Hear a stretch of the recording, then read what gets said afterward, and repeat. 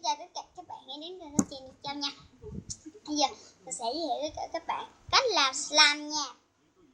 Và có nhiều bạn có thể để tin nhắn cho mình lắm. Và đó sau đó là tin nhắn của YouTube mình sẽ gửi nhanh nhanh.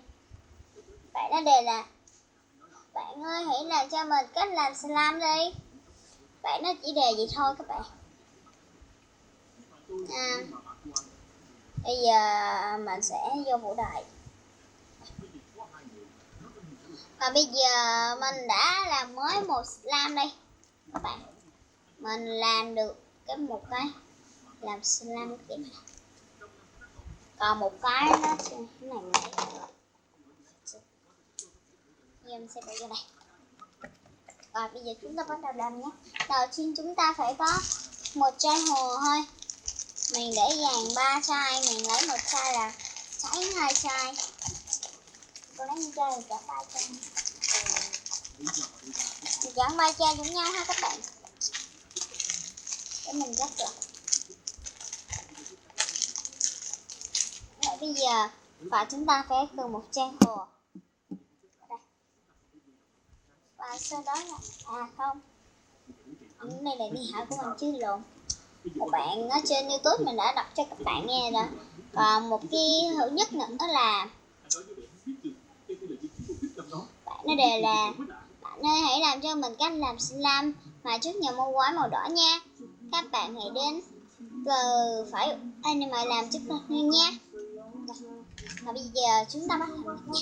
Đầu tiên chúng ta phải có hồ mình đã lấy rồi, và chúng ta phải có hồ, và chúng ta phải có màu. Ở đây mình làm hồng ướt.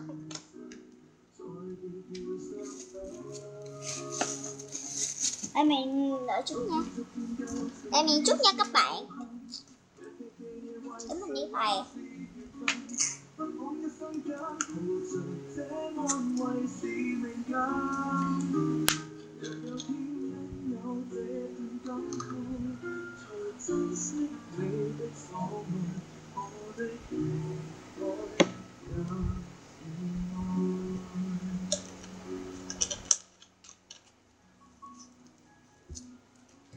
Xong.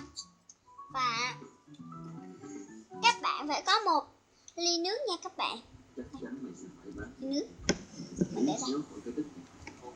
Ly nước xong, các bạn phải có sử dụng màu sắc hay màu nào cũng được nha các bạn. Để đây.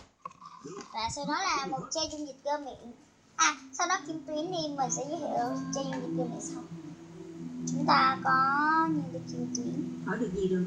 Anh đừng nói tất cả tôi nói gì hết. Các bạn hãy dùng kim tuyến này hoặc kim tuyến này nha. Thì cứ hỏi, còn không thì thả ta ra. Biết rồi. Sẽ để kim tuyến ở đây luôn. Anh không được làm bậy đó. Vì em bên cậu phía lại nói là không muốn thấy anh qua đó nữa. Hiểu rồi. Anh đó là một chai dung dịch cơ miệng nha các bạn. Đây, một chai dung dịch cơ miệng các bạn. Để đây luôn. Rồi chúng ta bắt đầu làm nha. Đầu tiên mình phải có một cái muỗng. Đây. Đầu tiên chúng ta phải có một cái muỗng. Em đâu có nói là không quen. Rồi chúng ta bắt đầu làm. Đầu tiên mình sẽ bỏ hồ trước thôi nha. Các bạn hãy xem mình làm nha, thì các bạn hãy làm theo nha. Nè, khoan đã. Nó câu tôi đã ý. Mình sẽ đổ hết luôn nha các bạn.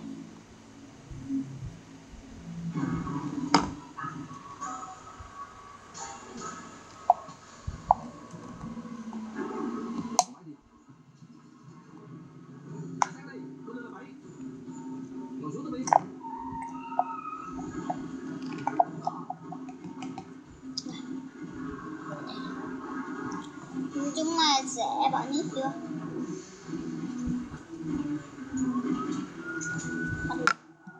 Ta bắt đầu trộn lên.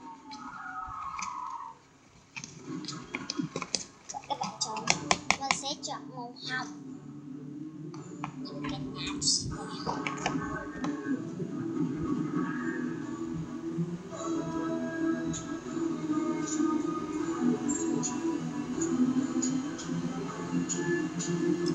rất là nhiều quá. Mình lỡ bỏ nhiều như vậy không sao, mình còn nhiều màu lắm. Chúng ta quậy lên luôn. Sếp và mình đã đỡ nhiều rồi. Chắc chúng ta quậy chừng nào đây? Chúng ta các bạn vẫn còn ít màu lắm. Để mình xem nha. Chúng những là nhiều. Mà chúng mình bỏ nhiều thì chắc cũng hết tiêu mua cũng tiền. Chắc mình có một điều kiện, các bạn có đi đâu chơi không? Mình thì lâu lâu đi mắt chơi. Là có điều kiện mình mấy con chó của mình á. Các bạn thấy chưa? Mình chưa giới thiệu xong đúng không? Để tuần sau mình sẽ giới thiệu cho các bạn. Mình sẽ quậy nhiều màu lên. Rồi mình sẽ trộn cho nó đặc. Rồi đó là coi các bạn ơi, để mình lấy xuống nha. Để một chút nha. Các bạn thấy chưa? Nó đặt vào đây. Nó đặt vào đây các bạn. Đẹp. Chúng mình sẽ bỏ chơi cái mì. Thì mình sẽ bỏ nhiều hơn một nữa không? Mà hổ hồn vô nước mình đã bỏ nhiều lên. Chúng ta bắt đầu quậy lên. Rồi chúng ta quậy lên là nó sẽ thành các bạn thấy nó đã thành rồi đây. Nó đã đặt thêm một chút rồi các bạn. Chúng ta quậy nhiều lên nó sẽ đặt. Quậy nhiều lên thì nó giống màu đỏ đó các bạn. Thêm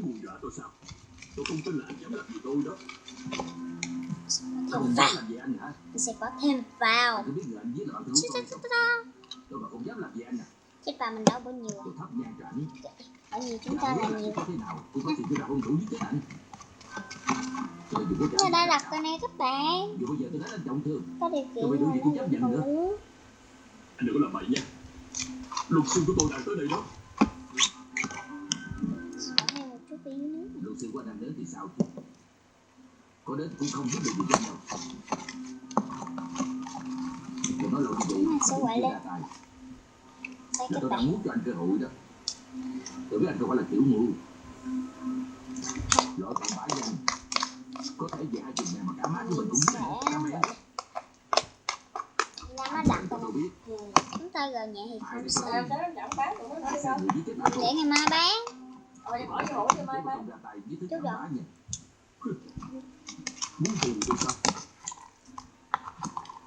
Bây giờ mình sẽ có thêm cho mình chết bà. Có đám người chửi tội anh đó. Anh ngồi tù thấy chắc rồi. Đây là từ ông chủ lớn đó sao? Ông đã có thể trả tiền cho anh giết chết bạn của tôi. Chúng ta cho nên có thể tiền phải giết chết ai như giết chết bạn tôi sao? Tôi đánh anh xong thì em phải nằm viện. Bệnh viện chính là nơi giết anh chết tốt nhất rồi. Anh nghĩ cho kỹ đi. Chúng ta chụp nghe nhé thôi. Các bạn, nó đã thành hết slime của mình chưa?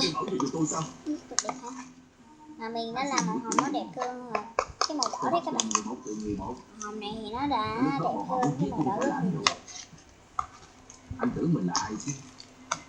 Trong mắt bọn chúng, anh không bằng cả một con kiến đâu. Được, tôi nói. Nhưng tôi nói cho anh biết, nếu như anh không thể bảo vệ tôi, thì đám anh em của tôi sẽ không buông tha anh đâu. Anh đang hăm dọa tôi đó hả? Con ngon thì anh đừng có nói.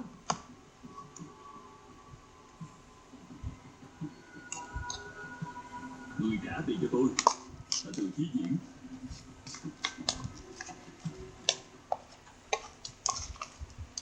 Chúng ta đã biết người thuê sát thủ giết người là đây có kiến minh bên hải quan tên Từ Chí Diễn rồi. Chỉ cần bắt Từ Chí Diễn về đây hỏi chuyện. Nếu ta chịu khai ra các kiến minh thì mọi chuyện còn đi sau. Những gì chúng ta cần làm cũng đã làm hết rồi. Ý em làm sao?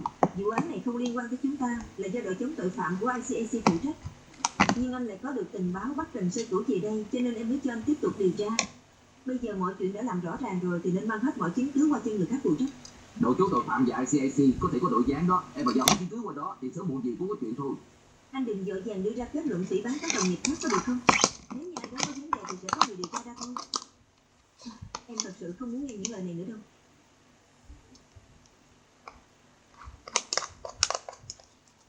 Đội trưởng. Sao hả? Có chuyện gì? Đội trưởng, anh có thể nói cho em biết vừa rồi trong phòng khổ cung anh đã làm gì từ sư cửu vậy? Cậu nghĩ tôi đã làm gì hắn chứ? Thì mặt hắn. Ngoại trừ tự vệ ra, tôi có bao giờ nói tội phạm đâu. Nhưng mà sao lúc nãy anh kêu em đem súng và đồng hồ với ra ngoài giùm cho anh vậy? Đó là chỉ làm cho hắn xem thôi. Làm sao? Có ích gì chứ hả? Anh nói đi. Mỗi người ai cũng có việc riêng của mình. Vậy là cậu có thể làm cho người đó, nghĩ là mình suy nghĩ cho người đó, thì dù vấn đề sẽ được giải quyết thôi. Mình dây chuột bàn tay. Nếu cậu tin á, cậu cứ tìm cơ hội mà thử đi. Vậy làm sao em biết được người đó có nhược điểm gì chứ? Đó là do kinh nghiệm không đủ mà có. Từ từ cậu sẽ biết. Cứ từ từ học hỏi đi người nghe. Sếp ơi nè, ông bà Linh mới gặp sếp đó. Sếp ơi, sếp phải giúp chúng tôi đó. Ngồi xuống rồi nói đi. Sếp ơi, hôm qua khi chúng tôi ăn cơm trong nhà hàng, đột nhiên có điện thoại tìm tôi. Thì đã bọn chúng đã biết chúng tôi báo cảnh sát. Còn nói với chúng tôi là con trai tôi đang rất an toàn. Chúng nói chỉ cần chúng tôi đưa chúng 100.000 thì chúng sẽ thả con trai tôi ngay. Sao hai ông bà không báo với chúng tôi nghe? Chúng tôi thật sự rất lo cho sự an toàn của con mình, rất muốn được gặp nó. Cho nên chúng tôi đã nghe lời bọn chúng, đem số tiền đó đến công viên Tam Giác. Sau đó chúng tôi đã biết có người lấy đi rồi. Chúng tôi một lòng đợi con trai về. Nhưng không ngờ, đến bây giờ vẫn chưa có bất kỳ tin tức gì. Sếp ơn là... Sao mà cứ không tin là chúng tôi có thể giúp được ông bà chứ? Vậy bây giờ chúng tôi phải làm gì đây? Bây giờ bà cho chúng tôi đem trao tiền chuộc, nên đã bỏ lỡ cơ hội bắt bọn chúng rồi. Thật ra lâu nay chúng tôi vẫn đang điều tra chuyện này. Ông bà cứ yên tâm, chúng tôi sẽ điều Hát tra khô hết. này cấp tận nhưng mà có đều là Sếp ơn là Andy à. Dạ. Giúp ông bà Lương lấy bao công từ tận đi. Được, mời ông bà đi theo tôi. Cảm ơn Sếp nhiều ơn. nha. Đang giúp mình nha. Tommy à, đây là đã bắt cóc nắm ra việc gì với những người làm cha làm mẹ đâu. Từ phía diễn của bên hải quan đã thừa nhận anh ta chính là chủ mưu trong việc truy sát giết hại Chu Chí Linh, quyết định vợ hắn không phải là chuyện tốt hay gì. Bên ICAC hài lòng chứ? Người mà ICAC muốn bắt là Jack Kiến Minh, nhưng không ngờ từ phía diễn ôm hết mọi chuyện, làm sao họ có thể hài lòng được? chúng Cũng ta coi sẽ như là có cái bị bắt. Đáng lẽ anh nghĩ muốn bắt Jack Kiến Minh không phải là không được sao? Các chuyện của cô Nó là làm khô cho từ các phía bạn. diễn bị định tội. Còn những chuyện khác cô không cần quan tâm. Tôi biết rồi. Vào đi. Nói chuyện hai người một chút, có chuyện gì? Bị cáo trong vụ án đánh cướp muốn chỉ sang làm nhân chứng chỉ điểm với lại khai hắn có gì không? Rất có ích. Vậy cậu thấy thế nào? Dù không có nhân chứng thì tôi cũng rất có lòng tin. Tôi cũng rất có lòng tin chúng với cậu. ta sẽ bỏ thêm Hai chút ca thôi rồi, cùng đi ăn đi. thì chúng ta có thể nó sẽ đặt Còn cậu, khả được năng không? chỉ trải Không ra vấn đề. trải lại hoài Tôi các đơn giản bạn là nó sẽ tôi đợi cậu đây. mình sẽ ghé chỗ bàn tay lên nó sẽ đặt. Sao rồi? Cậu với dự thi thế nào? Có cơ hội phát triển không? Có chút phiền phức. Tôi quen với cổ lâu rồi. Con người cổ hơi thụ động. Nếu như muốn có cơ hội, cậu phải chủ động một chút mới được. Nhưng tôi cảm thấy cổ lại có hứng thú với một người nào đó. Số tiền này là mồi nhữ, cũng kéo dài được thời gian. Nghĩ coi còn manh mối gì khác không? Bắt được người đã đem số tiền này xung vô quỹ thì tốt nhất. Có điều chuyện này tôi sẽ chịu hoàn toàn trách nhiệm, không liên lụy mọi người đâu. Chứ đừng có nói mấy cô đó. Tóm lại tôi phải đưa tiền Cô được. con bỏ vô trong cái Vẫn chưa khô màu đỏ vậy này khô rồi nè. Lít cái điện thoại. Có nghe thấy madam ra ảnh hiệu gì cho sếp? Mẹ một cái Hoặc là khăn trong điện thoại ơi. sếp có nghe thấy tiếng gì hay À không? đây có khăn này. Cái này nó vẫn ướt ướt chút mà. rồi ướp để cho nó khô đi. Là mật mã 1 SKB. Đúng rồi, Chưa chịu cô. tôi chính là ba mẫu tự trong tiếng Anh. Ba mẫu tự này nó có nghĩa là gì? Sếp à, để tôi lấy máy tính ra giùm sếp nha. Chắc chắn là từ một nơi rồi. SKB. Sếp à, tìm thấy rồi. Là tờ viết tắt của Tom Taken. Được rồi, bây giờ chúng ta chia ra hai ngã. Anh Tuấn và cậu Phú, hai người cầm túi tiền tới chung cư Chim Xá. Tôi và cậu Y sẽ đi thông Tây Kinh. Dạ sếp. Bị